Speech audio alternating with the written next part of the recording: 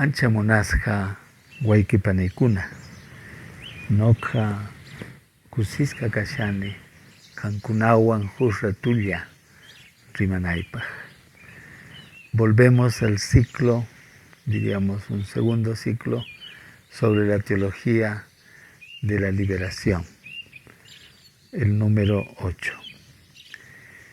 La teología de la liberación ha mirado bastante a la sociedad, lo cual es importante, pero junto a ello tiene que adentrarse sin temor en las mismas entrañas de la Iglesia Católica, que en parte está desfigurada por el clericalismo. Y tiene que liderar esta teología la crítica de la práctica pastoral de nuestra Iglesia.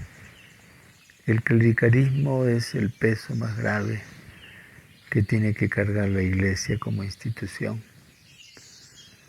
El hecho de que a través de la historia, esto empezó en el siglo IV, el hecho de que un grupo, diríamos, de los que dirigen la Iglesia, se hayan puesto como los principales y que la comunidad sea, siendo la mayoría, como un grupo que no tiene tanto valor, que tiene solo que obedecer y contribuir económicamente, que tiene que no enseñar sino aprender.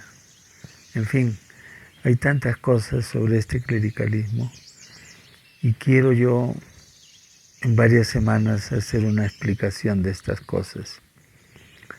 Ahora quiero tocar el punto de que la teología de la liberación nos debe ayudar a liberarnos de la opresión religiosa farisaica.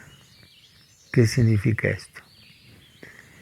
Que hay sacerdotes y también laicos y laicas con escasa preparación y harto autoritarismo que repiten cosas de sus viejos libros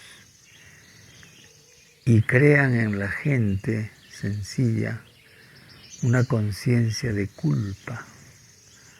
Les hacen creer que son no solo pecadores, sino demasiado pecadores, hasta indignos en relación a los sacramentos. Y les imponen reglas al estilo fariseo. ¿Se acuerdan de los fariseos?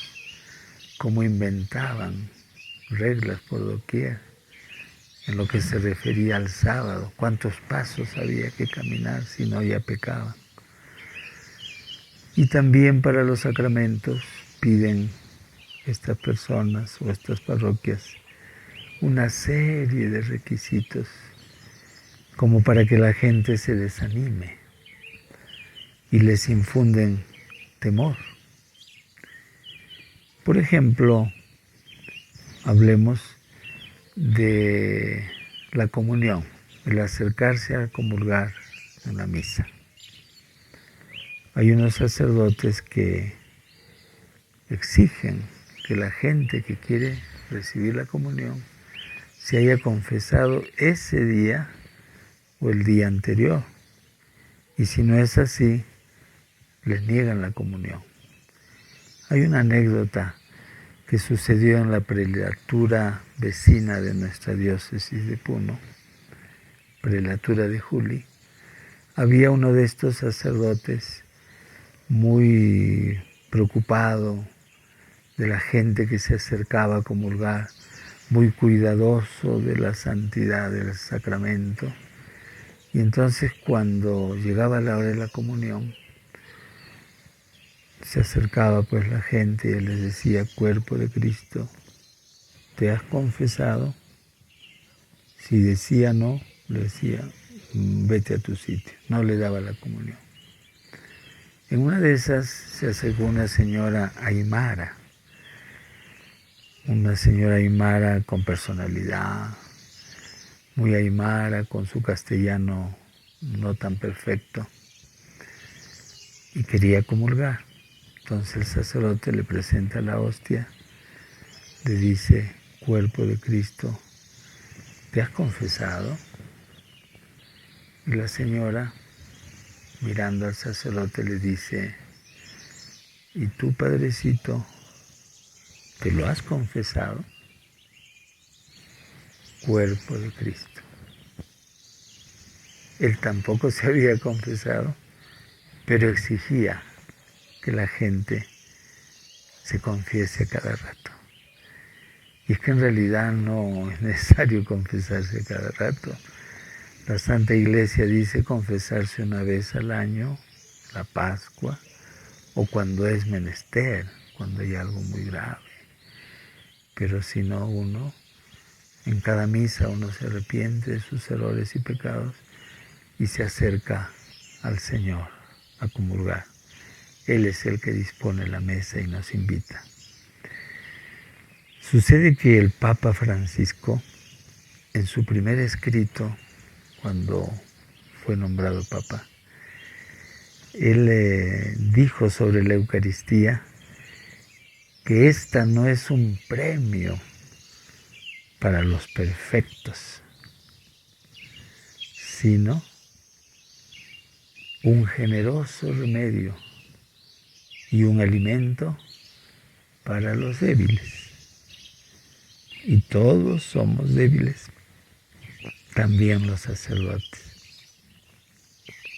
Y continuaba diciendo el Papa: a menudo nos comportamos como controladores de la gracia y no como facilitadores. Pero la Iglesia no es una aduana, es la casa paterna donde hay lugar para cada uno con su vida a cuestas.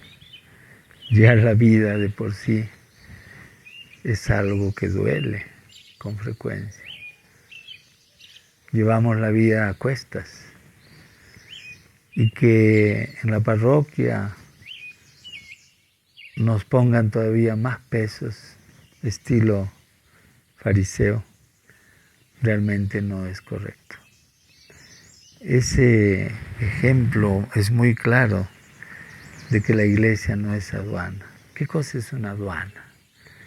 Es un lugar donde te revisan, donde te chequean, donde ven si estás llevando algo prohibido, según las leyes que han impuesto, donde te ponen de repente una multa, te quitan lo que llevas o impiden que lleves eso que estás trayendo en tu maletín.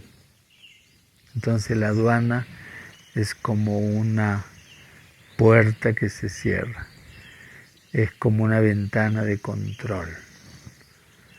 Y muchas veces los sacerdotes, para dar los sacramentos, se ponen como aduaneros. O sea, en ese estilo, no de incluir, sino de excluir. No de acoger, sino de mandar afuera a la gente. Entonces uno se pregunta, ¿eso habrá querido Jesús?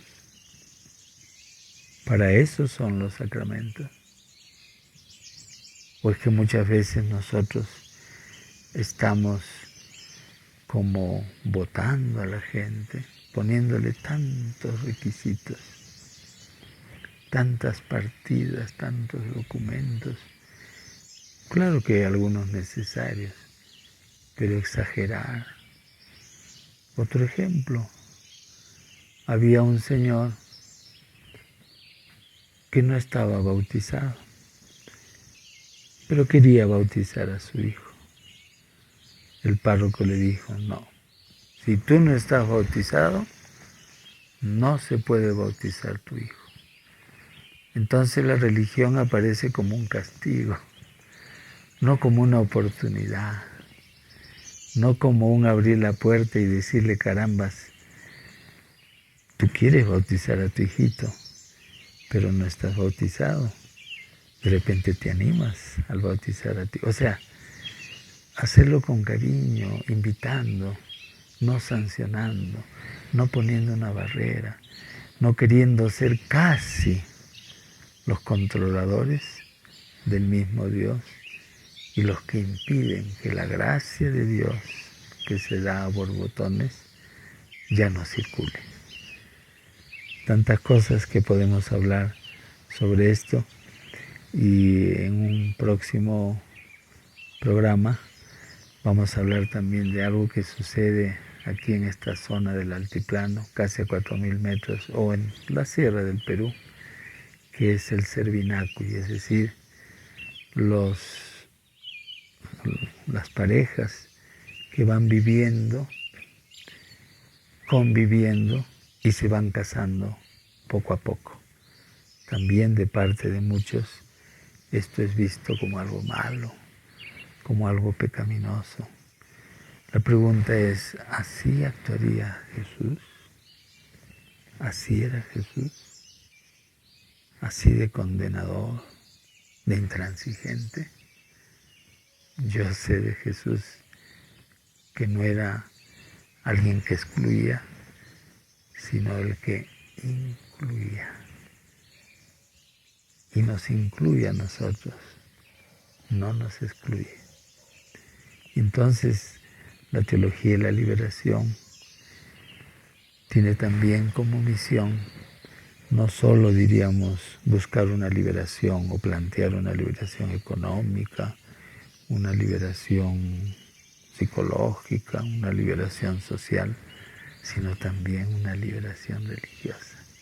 Porque a través de la religión se oprime mucho a la gente y quienes deberían acogerla a veces son los que la condenan. Y con esto, amigas y amigos, con el cariño de siempre les digo, Hamu Semanakama y Kisinkama.